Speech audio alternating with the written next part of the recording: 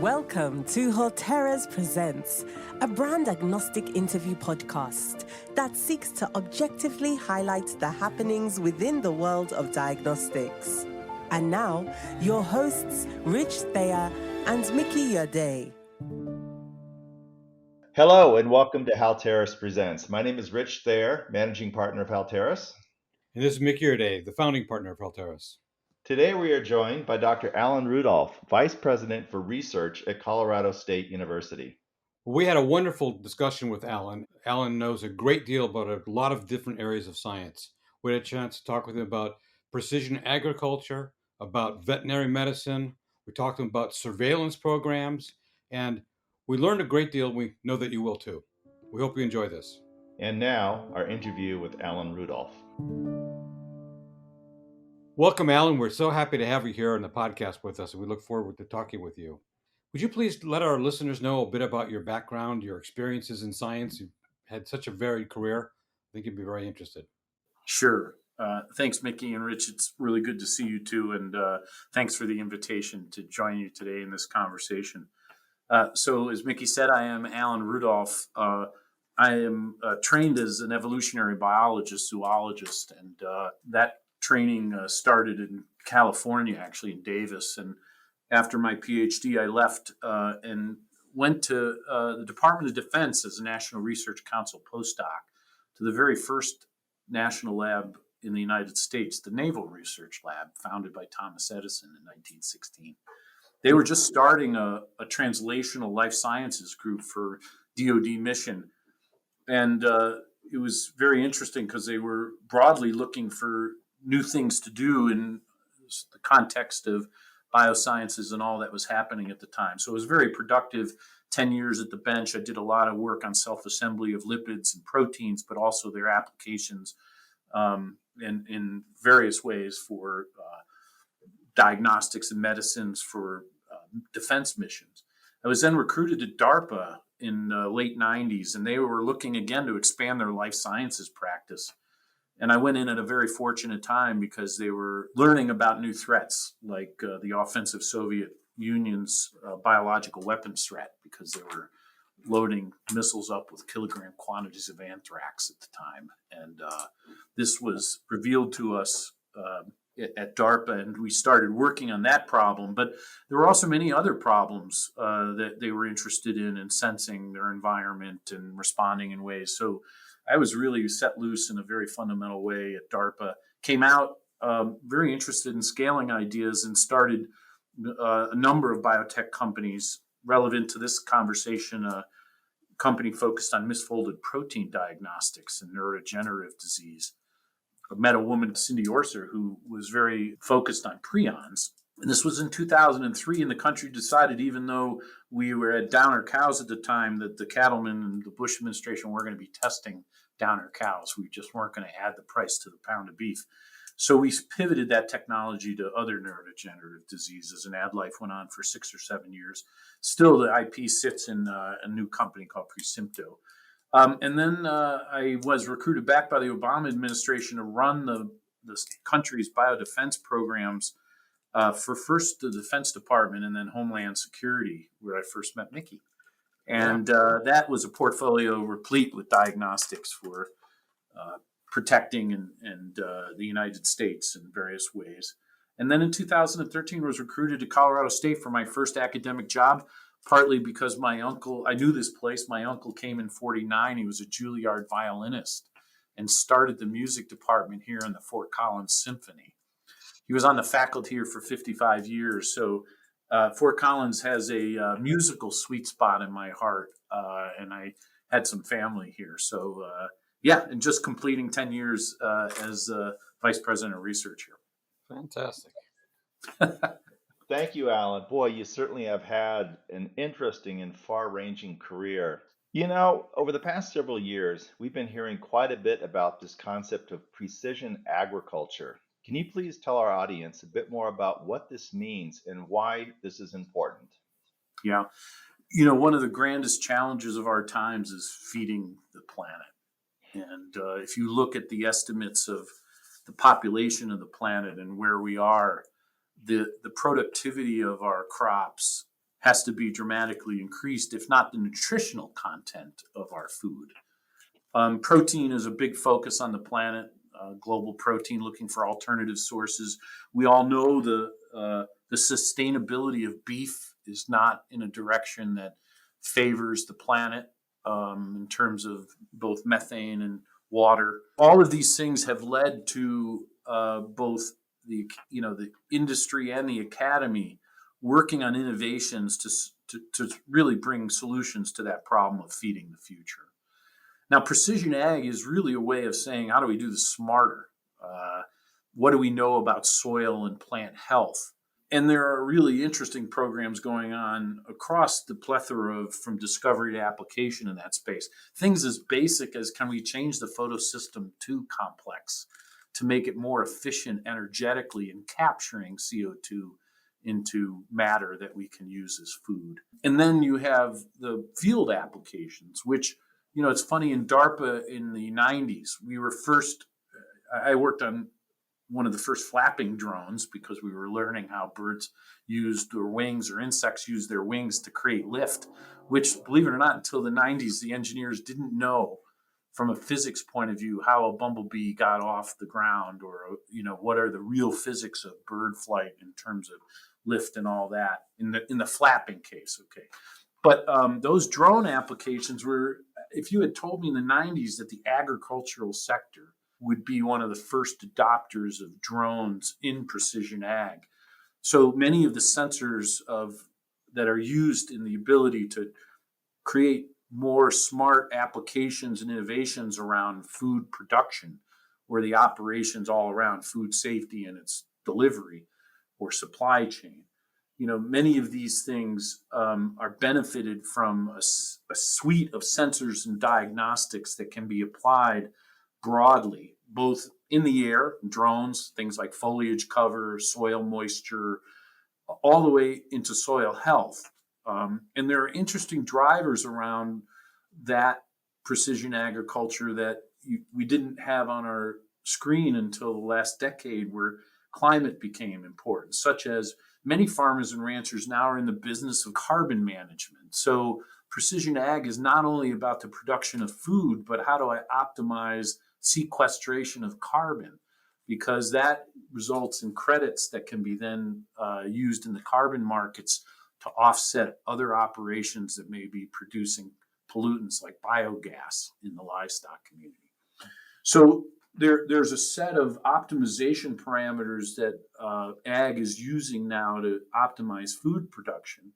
And then, the advances that all well within the biological realm are being applied. So soil microbiome and soil rhizospheres right now, they're doing more to understand what drives production in specialty crops, in monoculture. But, how do you monitor that, or how do you, and over what domain size, right? And, in crops like corn and rice, they're large domain monocultures. But in other mixed field, or if you're not doing irrigation practices, or you're not non-tilling, there are a lot of more sustainable practices that drive you to being more aware, situational awareness of your operation. And the sensors and diagnostics are becoming more and more applied in those realms to produce those outcomes. That's very interesting, Alan. I'm wondering, over the span of your career, how has the strategy for surveillance changed, perhaps in conjunction with biosensors or not? How are surveillance approaches impacted by needing to surveil for infectious versus chronic disease? Yeah, and I'd say this is still a very significant issue for response, right? If you look at pandemic response or outbreak response, even if it's not at a pandemic level, I think the principle that the earlier you detect it, the better you can manage it still applies. And so speed and accuracy become, the drivers of an MVP or some sort of product development. And different sectors have tolerances for false, for rock curves that have false positives or false negatives. And those sort of drive different out when we say surveillance. So if we're surveilling for a human disease, we might approach it technologically similarly, but the dynamics of putting a product into the application space are quite different. If it's an animal disease where you cannot tolerate a false positive because you'll close the markets, as opposed to a false positive in a human, it's more tolerable in the context of the system consequences and impacts. All of that is a way of saying that it's a complicated portfolio to create around surveillance, and it depends on what outcome you're trying to drive in your surveillance mission. Now, in the Department of Defense, my experience was more general, both environmental sensors, biosensors, as well as medical diagnostics. And, each of those have their own, needs and gaps in where these innovations apply. The issue at the outset of it, though, is, the big concern in detecting something early and accurately is it something you knew about? In other words, is there value in detecting an endemic chronic disease earlier? Well, there may be, but I think the pandemic experience has shown us that the search for the variant or the being able to better predict the dynamic change of a virus is really something that we still seek, and no one needs to look further than the annual flu vaccine to see how well we do that. And now we have, COVID that we're going to be trying to do that better with as well. But it has surprised me how hard that has been to predict change in the evolution of these microbes, and then set up a surveillance system early enough and accurately enough to do something about it. And so now, reflecting on my experience with this starting in the mid-90s in DARPA, there was this notion, well, we don't even know. Okay, we know some of the things that are bad out there that could really flash and cause issues, Ebola outbreaks. Those go back into the 70s. We know about tropical medicine from our experience and what's possible. The adversarial intent, aggravated the potential for that in ways. And you didn't know what was coming because of all of the developing engineering tools. If you recall, the human genome was published in 2000. So now with CRISPR and all these new tools being developed, the level of anxiety went through the roof, which is why CRISPR-Cas was 2015 listed as one of the major weapons of mass destruction for the Department of Defense. And so suddenly you had a world of, I don't know exactly what I'm looking for, and I have to look for it as it evolves. And I think that's still very hard, but it led us to some of the earliest programs going general. Tissue-based biosensors was designed to say, I don't know what I'm looking for, but I know tissues respond in very predictive ways to certain kinds of agents, right? So it was more classifying agents and trying to get general responses and using cellular or tissue response as a more general marker than a more molecular recognition transducer system like an antibody antigen or a DNA or aptamer system, right? So we went at it with a strategy of both. You got to have something out there that's a little bit of a canary, and that's why we were using animals as well, animal sentinels. The mosquito stuff came later in my experience, but I was attracted to it for the same reason. It's a much more general collector of information and gives you a very quick snapshot across a broad landscape of information rather than I know what I'm looking for and take this PCR or ELISA test. Yeah, makes a lot of sense. That so much of the surveillance today is predicated in the notion that we know what the things that we should be afraid of look like. Right. As opposed to simply, we know the impact they'll have if they're bad, even though we don't know what it is. Yeah, very interesting point. Yeah, and it's interesting because I think there was a proposal a few years back to sequence all the bad viruses, the virome. They wanted $4 billion to sequence all the nasty, the list of nasty viruses. But I'm not sure that, I mean, it's like the human genome when we did that. I'm not sure, because it's a snapshot, how well it would have informed us about what's coming, right? Because it's really those environmental pressures, climate pressures that trick you, and you don't know when something's going to jump and it's going to change its virulence. Yeah. Well, so many of these diseases are, in fact, zoonotic. So, what about the notion of actually monitoring the animal species in some systematic way in order to get the information about what's likely to be a source of a new infection in humans? So right now, that's a really big issue in wildlife. It was brought to the fore, and 30% of the white-tailed deer are seropositive for SARS-CoV-2. Amazing. That's a huge reservoir of virus that could undergo and is undergoing variant changes in those animal populations.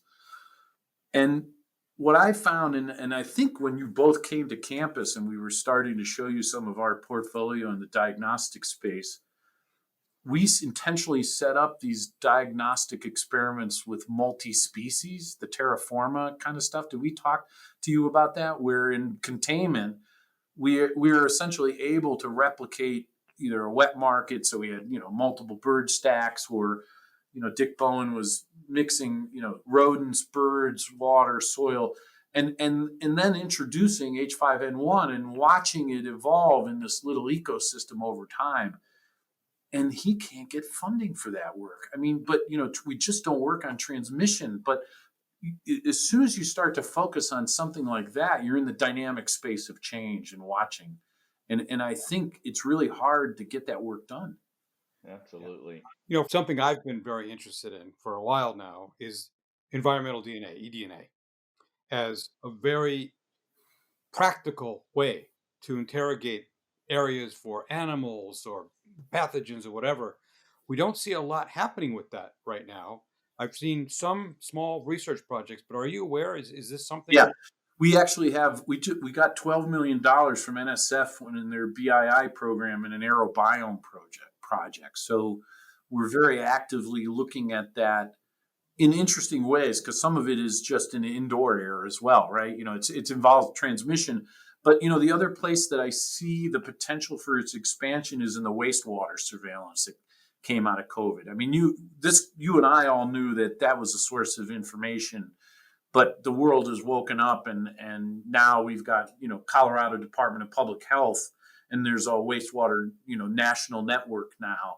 So I think that the environmental information from streams like that, ag is using it now, you might see some proliferation of that. Yeah, it makes a lot of sense. Just some of the remarkable studies that we've seen in the last couple of years. Yeah. There was that amazing work that was done in Copenhagen, where they had air filters, and there was a nearby zoo, but they then were looking at what species were they aliquoting, if you will, with this approach. And the most amazing one to me was they found DNA from a guppy in an aquarium in the zoo, in a building. Wow. So like, what? That is amazing. Yeah. And the other approach, that prophecy program that Callahan ran at DARPA, which, was intentionally set up to look for spillovers by consistently surveilling. And I went to visit some of these towns with Michael in Thailand, the town of Bo, where, the bike path was underneath all the bats on the trees, and they were all over the people on the bikes. There was real exchange of DNA between these populations, and those are good programs, I think, to focus on that, that interchange. Yeah, that makes sense. There's so much that can be done, but it's going to cost so much money to make it happen.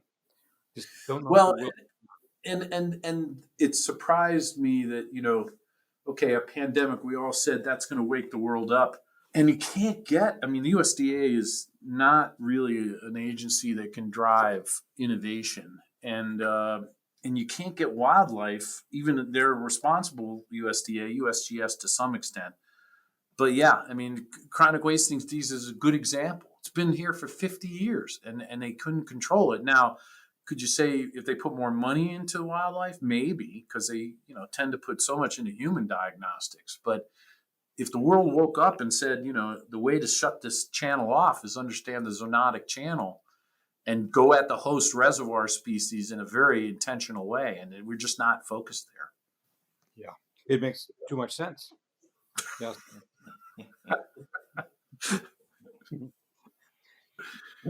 I know you want to talk more about food and ag, and I'm happy to do that. I mean, there's a lot going on in the diagnostic space of disease in crops and that kind of thing. And then the food safety issue is a huge one, right? I mean, I know you folks have dealt with that as well. I mean, that issue in many respects is still a bit of a sampling one, right? I mean, if you look at some of the operations, like I go over to the JBS, the Montford plant here. They produce 5,200 head of cattle a day, but they still go out with an E. coli test to an 8-hour cycle so that they wait for the answer by the end of the day. And if the answer is positive, that 5,200 head of cattle gets discarded and they scrub the plant.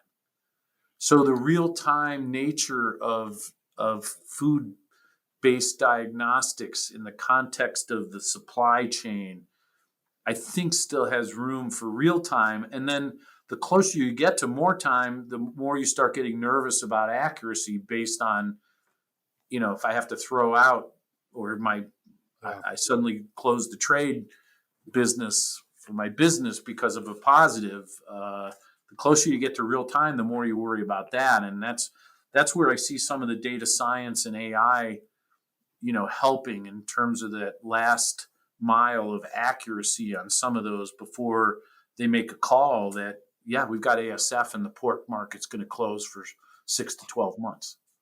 Yeah, and with the continued consolidation across the farming and the ranching industries, right? Those problems just get exacerbated and get larger and larger, and those time delays to results are significant. Yeah. And we've talked in the past with you as well about do you move it potentially some of it away from the point of production and put it to the point of distribution? Is there a role for supermarkets or for perhaps restaurants to be doing some of this point of use or point of sale testing? Yeah. Yeah, no, I know, and you folks may know better than I, but I remember even at DARPA there was lots of packaging with, intact sensors for spoilage or other things that you might be looking for contamination, and many of those don't get deployed in part. And I learned this through AdLife and trying to develop a test for mad cow disease. The margins in food products are so small that you can't recover the cost of deploying or investing in that test. Now, another development that I found very interesting on our campus, and it happened in the last few years, but Zoetis put 50 scientists on our campus and in something called the Zoetis Incubator.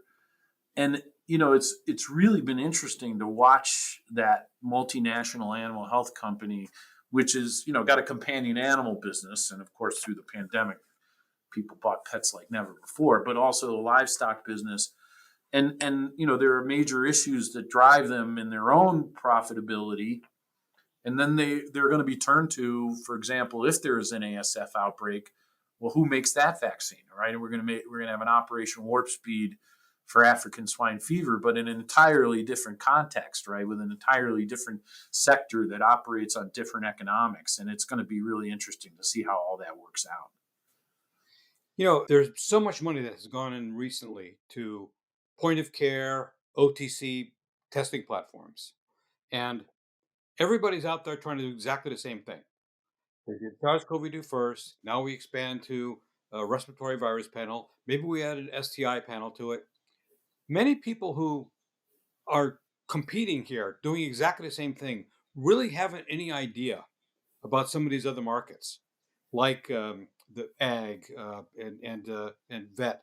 And can you help them understand a little more about where those opportunities lie and how they could actually use the technologies they have to go to a completely different place that would add a lot of value?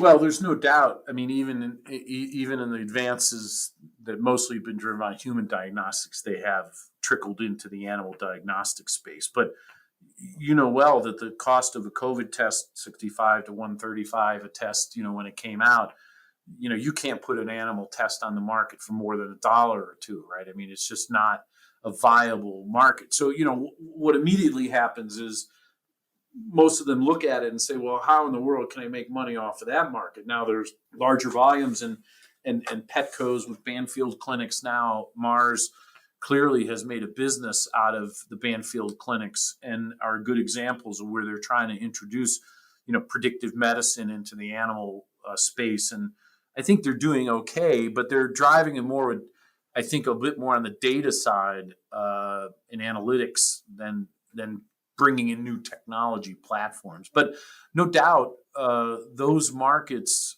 are available to human diagnostics. It's really the economic dynamics of whether they can be appreciated. And then, frankly, having tried, Cellfire was a great example with freeze-dried platelets.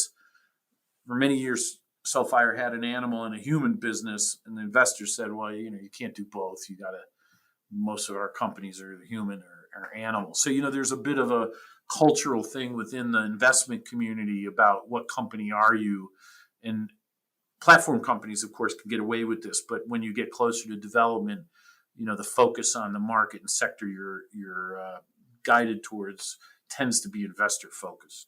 Yeah, but to your point, just yesterday I was talking to a company that was in the founders were in human diagnostics, and they have pivoted to vet, and they've gone to a few VCs recently that just were not interested in diagnostics for humans any longer, but they perked up when they heard about vet, which I thought was very interesting. They found some very interesting niche plays there, but I just wonder whether there would be an opportunity for. Well, the other thing we found, and we've had examples of this with failed drugs in human trials that have worked in dogs. Vet DC was a company we started, for example, that had a failed clinical lead in humans, but we've licensed it back into a vet company, and it's working in dogs. And so the natural animal models in the FDA and the National Academy are getting some attention, right? Because not only the success of jumping from mouse to man, or strains of bred animals, but some of these models, natural models like an osteosarcoma as an example, and Labrador retrievers are very close to the human etiology of disease. So if you have countermeasures, diagnostics, or therapeutics that serve one, we've seen that sort of translation through animal efficacy that can be valuable. And to your point, we have a company, because we're one of the top vet schools in the country, we're just spinning out a company called Quandary, which is focused on GI microbiome in animals, dogs. And yet it could be a very strong place to generate predictive power to convince investors or the company to eventually spin out something in human. Now, back to your original point, it's focused on the animal side. It's not speaking to investors about humans yet. Yeah. Your comment about the repositioning of drugs for the animals reminds me of a quote from Judah Folkman many years ago, where he said, if you have cancer and you're a mouse, we can take very good care of you. That's right. That's right. Yeah. I think the animal diagnostics, and it's interesting because I think we have a national animal health laboratory diagnostic center here. That's a national node. And these diagnostic centers, we do 600, 700,000 samples a year. And during COVID, all of these leaned heavily into human public health departments. So our animal health diagnostic lab was doing COVID tests for 18 to 24 months and supporting almost the entire state of Colorado's, in this case, the senior care workforce, because we were surveilling that workforce because in the absence of vaccine, there was high morbidity and mortality in the nursing homes, and there were asymptomatic people going into those places. So the vet diagnostic labs were the source of support, at least in Colorado. And then what I heard, it was true in other states, because these state public health labs had no experience with that kind of volume. Amazing. Alan, I'm hearing a recurring theme throughout this discussion of the importance of better understanding the entire ecosystem in which we live. From zoonosis to spillover events leading to outbreaks, to understand the impact of expanding agriculture, deforestation, to potentially global warming, and amongst the whole mix of, the chronic infectious diseases we live with every day. And it's also a big cauldron, if you will, of stuff that needs to be perhaps teased apart and better understood. You've mentioned surveillance tools. What are your thoughts on what else might happen to help deconvolute or monitor that whole space? Well, I think this is why the new favored term, at least that I've heard more of in this academy, is One Health, right? But that's a term that's been used a lot, and but for me, it kind of represents what you just said. I mean, One Health, the simplest diagrams we all see is animals, people, and the environment. But the reality is these land grants have a long history of ecosystem health, and One Health is a very important concept now that we understand better. But we have such a fractured government. It's a little like biodefense. There is no one agency that has that mission, and they don't talk to each other. And more importantly, although I think this is going to happen, the data is not interoperable or shared. And so what I've seen in do you know Tracy McNamara? Is that a name you know by any chance? She discovered West Nile virus in the Bronx Zoo, and she's kind of been the one of the One Health spark plugs in government and the commission. So, they're all doing the right thing and saying the right thing, but the reality of mounting a integrated approach to health, to your point, Rich, that appreciates that it's an ecosystem infrastructure, especially in infectious disease. Now, I'd be probably standing on less firm ground with other things like cancer or metabolic disease, but I think clearly this infectious disease space, we've been shown perhaps the most clear example of why we should care about One Health and the ecosystem health that you described. And yet I don't think we're structured in any way to really approach it quite yet, except for the data. Yeah, well stated. Alan, I know you've got a lot of interest in ag in particular and some of the major diseases that are threatening crops worldwide. And why don't you tell us a little bit about that and perhaps things that can be done with sensors or tests to help those situations out? Yeah. Well, so you're right. Coming to a land grant of this size and with a large ag, they were all A&Ms before they became state schools, right? So Colorado State was Colorado A&M. I think it changed in the 50s. So agricultural and mechanics. So you're absolutely right. I mean, being able to grow crops and do that in a way that allows your community to thrive is kind of the history of these ag A&M schools.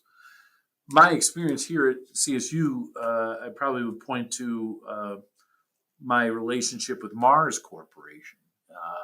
And that really started at DARPA because the CSO of Mars was a food nutritional scientist, Harold Schmidt's really interesting guy. And he came to DARPA interested in human nutrition and the troops, could we make better bars for nutritional reasons and things like that. But Mars, of course, most people know as the chocolate company, not necessarily as one of the large animal health companies or human health companies. And cacao. Cacao is, of course, a global crop, but Cote d'Ivoire was having major issues with the production of cacao.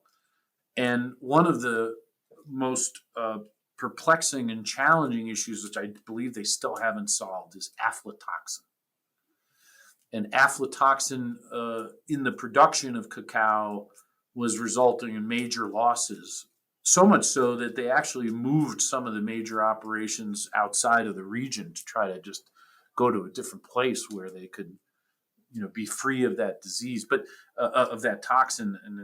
And so, there were great examples where there were major challenges and threats to crop production like that, where companies would turn to academies like us and others looking not only for new tests, but how do you deploy these things? What is the sampling rate? How do you really put this into play? In Colorado, wheat and potatoes, in fact, the largest royalty to the university is from our plant varietal patent portfolio, where we're able to make, for example, whole wheat attributes of white flour, white grain, and things like that. But in the background of innovations like that, of course, you have rusts, potato and wheat rusts, and unlike some of the other threats that we were challenged with that are bacterial or viral, some of these things, you mentioned citrus greening disease, are really hard to culture. And so you don't have the fundamental tools because, they may be anaerobes and you can't really easy grow them out and study them in ways that you can when you can expand other cultures of pathogens. So, and then of course, if you have a solution, citrus greening disease is a great example where they've tried to genetically engineer and free the genome of potential contaminants that make it susceptible to citrus greening disease. But innovations in a tree population like citrus require years of demonstration that you've solved a problem, right? I mean, you can't grow the plants or the trees fast enough to know whether your solution in the context of deployment is viable. So citrus greening disease is a great example where the Florida citrus crop is mostly, being shifted to foreign sources, and Florida has not really been managing the citrus greening disease well at all. It's the analog to chronic wasting disease in deer and elk. So these are really, really big challenges. Now, what's interesting about all the microbiome work is that we tend to think of solutions and point solutions for individual pathogens, and as we learn about populations of pathogens and what they're doing in soil and plant interfaces with soil, the solutions may become more complex and more population-oriented, community-oriented, rather than individual vaccines or individual diagnostic tests. And I think that's coming because there's been a huge investment in microbiome and understanding how the relationships between these organisms and ecosystem health. And I think that's going to pay off in solving some of these really challenging problems in crops like cacao and citrus. Do you think there's an opportunity to design tests that could help? For instance, if I recall with citrus greening, you go up and you actually look at the individual tree and decide whether you're going to collect from that tree or not. If you had quick, rapid tests tell you that, would it help in any way? Or with the cacao, with aflatoxin? Yeah, absolutely. I think those kinds of screening tools are really needed, and yes, they can be very helpful. And I do think they've made some progress in some of that. It's always interesting back to this question of sensitivity and specificity, right? You oftentimes you deploy a sensor. I recall when the Defense Department was investing heavily in hyperspectral imaging, right, where they wanted to be able to do a non-invasive interrogation and essentially read out what pathogens were in a cloud if we thought an adversary had released a cloud of spores headed your way. Well, the reality is we couldn't do that, so we ended up looking just for tryptophan, right? Did it have a higher biological content, a much more generalized signal than a specific one? That's kind of what's going on in citrus greening right now, where you can kind of look at the leaf and you can say, well, what percentage of the foliage looks like it has some disparate color? And maybe that's my trigger that I'm in the field with. And so, yeah, they've got a bunch of cell phone type of applications they're now trying to use to do that kind of thing. Mm-hmm. Now, that'd be an example where perhaps you screen in that way. And I have no idea what the specificity is of something like that, because if there are a lot of false positives, you're going to be throwing away a lot of fruit that you don't want to throw away. That's right. So if you did that first and then had a rapid test to follow it up with, say, no, in fact, this isn't a true positive. It's a false positive. Yeah. Perhaps it could help. Yep. Yeah, no, this has been fascinating. I could spend forever chatting with you about this whole. I had not heard that term, One Health. That's new to me. Yeah. There, you'll find a rich community out there defining it in different ways. It's a little like sustainability, right? Yeah. If we can have the Space Force, I wonder why we can't have a One Health agency that's laying the groundwork for how one might start to amalgamate or intercalate data from lots of varied sources. So, there are snippets of that. I know the vet, so they're trying to combine electronic medical records with electronic veterinary records. They're trying, for example, we have a corporate partner who's starting to invest in a biobank that would collect humans and their companion animals at the same time.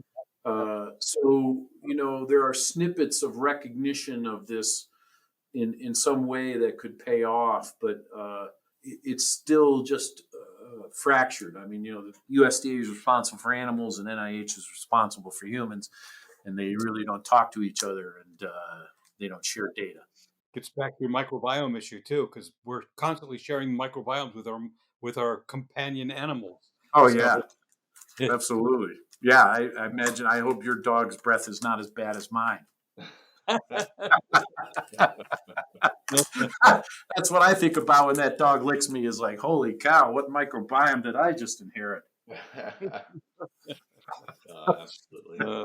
One of the things coming out of the pandemic that people appreciated out of the sampling we were doing around humans is longitudinal sampling, right?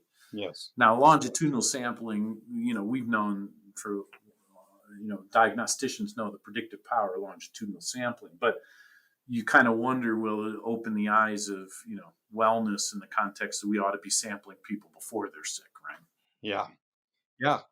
It is interesting that we've kind of had this shift in thinking in the last decade, maybe two, of dealing specifically with the earliest point at which you become ill, Right. as opposed to saying, what is it you need to do to stay healthy? Right. And when are you making the transition from wellness maintenance to disease maintenance? So, we've talked before about some of these things, just the testing you can do to know that you're actually maintaining illness before, or maintaining wellness before you become ill, changes in metabolites, changes in processes, which are not in and of themselves diseases, but they're on the way to it. So it's a very interesting change in thinking that's led to these wellness programs and companies that call themselves wellness companies. It hasn't been completely fleshed out yet, I don't think, because it's a little peculiar how some of them define wellness. But it's a very interesting trend. Yeah. Yes. In fact, one of the centers that we started here, and I got to learn a lot in starting it, is a Center for Healthy Aging. But it's led by a veterinary surgeon who is actually using the dog as an aging model. And the teams that are focused not just on the dog, but at the cellular level, are looking at markers of aging more generally, whether it's in the genomic content of cells or dogs, but across a broader spectrum. So it's not necessarily focused on neurodegenerative disease, although dogs will show signs of Alzheimer's just like humans will, but looking over the lifetime of dogs. And then, of course, small dogs live longer than large dogs. So there's some interesting, dynamics in dogs that may be informative. But these centers for healthy aging, I wonder whether there's been more of a proliferation of them over those 2 decades that you've described. And one of the programs that I got involved with here in Colorado is called the Colorado Longitudinal Study. And it was started by Larry Gold and Somologics, but it's got it's got some heavy hitters and Ginger Graham and Don Elliman, who's the chancellor of Anschutz. And, their goal is to collect 1 million Coloradoans over 10 years in a longitudinal biobank set up to track wellness and predict disease, as Somologics is trying to do with the SomaScan. So there's a return to the good idea, and the ad life vision, like you, was way too early. Where we said, well, we can give you a panel of your misfolded protein profile over time, just like cholesterol and lipoproteins, and you will see, because we had evidence that as you age, that changes and it becomes more predictive in mild cognitive impairments and Alzheimer's later in life, especially if you're covering, a broad spectrum of amyloids, A beta, alpha synuclein, transthyretin. You go down the list, prions. That gives you a holistic picture of neurodegenerative health or neuroprotein health. And we didn't get there because no one would pay for that. Not only is there not a therapeutic to deal with any of those diseases well, but what would you do with the answer once you got it, right? So it didn't make it at the time, but I still think those kinds of panels are, especially in places like certain parts of health, will be more predictive of wellness as you go through life. But the longitudinality of that sampling in the wellness sector becomes really important, because I don't know how you do it on snapshots. Yeah, there is a study, of course, going on that's being funded by the Morrison Animal Foundation there in Denver. It's called Golden Retriever Life Study. They call it Yeah, Girls, and yeah, they've got, I think, 3,000 animals that have been going on for more than a decade now. Some of them are starting to pass away, but they have samples from the entire life cycle yeah, longitudinally taken. yeah. It's amazing. In fact, Colin was working with them on that, if I recall. Yeah, we are. Our vet school and cancer centers working there. And you're right. I think Morris Foundation, even, Zoetis, companies like that realize the power, just like Human Farm, of those kinds of banks. And it's a little easier to do it in animals than it is in humans, if you can get the cooperation of the owners. Right. Yeah. But, I guess the interesting thing about the wellness discussion, and I don't know, maybe it's a question for the both of you, has the insurance or CMS side of this started to change at all, right? I mean, I hear things like the UK supports forest walks. You can get reimbursed for equine therapy now in states in the United States. There are things that we have less well understanding mechanistically of how they contribute to our wellness, but we're starting to pay for them, because I think insurance companies realize the return, even if they don't know why quite yet. Yeah, it's interesting you mentioned that, Alan. We are in the midst of a change in how healthcare is seen and provided in the U.S. from fee-based, services over to value-based care, and those plans are built around the notion of enhanced preventive medicine and primary care. So yeah, then which by definition has to involve some level of wellness verification or wellness testing, and I'm understanding that a chunk of the budget for the health system in the UK also likewise being set aside specifically for improving awareness testing around preventive medicine primary care programs. So yeah, there is money beginning to follow those notions. Yeah. Back to my experience a decade ago with Tethys in diabetes prevention. At the time, we would go to third-party payers and we talk about this, and they had really very little interest in it because they considered it remarkable if someone stayed in their system for 2 years, usually more like 1 year, and they would not benefit from it Hmm. over that period of time. So they weren't willing to pay for prevention. I My see. argument with them was, but you're getting the other guys, people that didn't pay for it either. So isn't it best if everyone pays for it? But I could never get past that. Yeah. It's those who have responsibility for the long-term costs of a patient that are going to be interested in prevention. Yeah. So, health maintenance organizations and others that, someone gets into Kaiser Permanente for 18 months and they're usually going to stay for 18 years. They worry about these things, whereas other people don't have that concern, won't pay for it. Yeah. The new director of ARPA-H was vice president of research at AdLife, Renee Verkshin, and she's a prion biochemist. Oh, And yeah, so she was involved in the AdLife vision of let's create a wellness platform around brain health. So I expect that ARPA-H is going, because they're new and they've got to try to survive in NIH, and they have to show how they're different and how they're DARPA-like. They may be going after wellness in some interesting ways. They may do it in spaces that have shown less efficacy in other directions, like mental health, right? I mean, we have a guy on campus that's developed, we've been working a lot in VR and health. And we have a guy on campus that's done this immersive forest walk, and it's got evidence-based outcome. It's as effective as SSRIs in the adolescent population. So, I mean, what do you do with that in terms of the system you're in now, and how you would use technology to change the paradigm of a scenario that's clearly not working for us in many ways. And so, yeah, I think ARPA-H is going to look at wellness and see what they could do with it. Prescription virtual reality. It's coming. It's coming. Yeah. It is. I've had a lot of fun with that here because of having the students. We did these VR events where we buy them pizza and pop for 48 hours and turn them loose, and they could create immersive experiences. And many of them were around health, and it really opened my eyes. I mean, I'd come to this. I'd done a brain machine neuro tech program at DARPA, and I got some experience in VR and health through DoD because they've been in VR a long time. But yeah, I agree with you, Rich. I think it's going to be a really fast moving thing. And there's this one, it's coming up in interesting ways too. But there's one company out there, if you haven't seen, you should take a look at. It's a hoot called TRIP, TRIPP.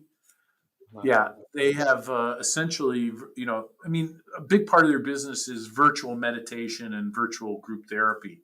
But they have really made a lot of progress. They have a woman CEO. It's in the Bay Area, came out of the gaming industry, and they got involved with the VA and their New York State mental health system. So yeah, there are some really interesting VR health companies that are moving fast. And since we're so visually dominant, the mental health space is an obvious one. Exactly. Alan, this has been a very insightful conversation. Thank you. We heard you mention your departure as Vice President of Research at Colorado State University. So what's next for you? It's a great question. I've been equal times in government, industry as a small startup biotech guy, CEO, and now the academy. What's next for me is doing something I haven't done that's going to make impact both in people's lives and probably will involve new science and technology that I would learn. So that's an answer, as you can clearly tell. I don't have it in perfect focus, but it's going to be a good change. I'll end where I started as an evolutionary biologist. Molting is a good thing, and you may be vulnerable for a short period of time, but developing new skin is always, in my case, been a rewarding experience. So I'm looking forward to it. Well, we look forward to hearing where you wind up. Again, thank you very much. This has been a wonderful conversation. Thank you. Your list of things you haven't done is getting shorter every year. That's true. And I was so impressed when Mickey, with your help, launched this podcast because, when Mickey and I talked last, we talked a lot about science communication and how important this is. And so I appreciate what you're doing and how you're doing it. Holteras Presents is produced by Holteras Associates, a US-based bioscience consultancy that provides strategic and tactical services in the areas of diagnostics, medical devices, and life science research to clients of all sizes. The views, information, or opinions expressed during the episode are solely those of the individuals involved, and Holteras Associates is not responsible for any errors or omissions or for the results obtained from the use of this information. The information provided in this episode is for informational or educational purposes only and is not intended or implied to be a substitute for professional medical advice, diagnosis, or treatment. Holteras Associates would like to say thank you to this episode's guest or guests, and thank you for listening to this episode of Holteras Presents.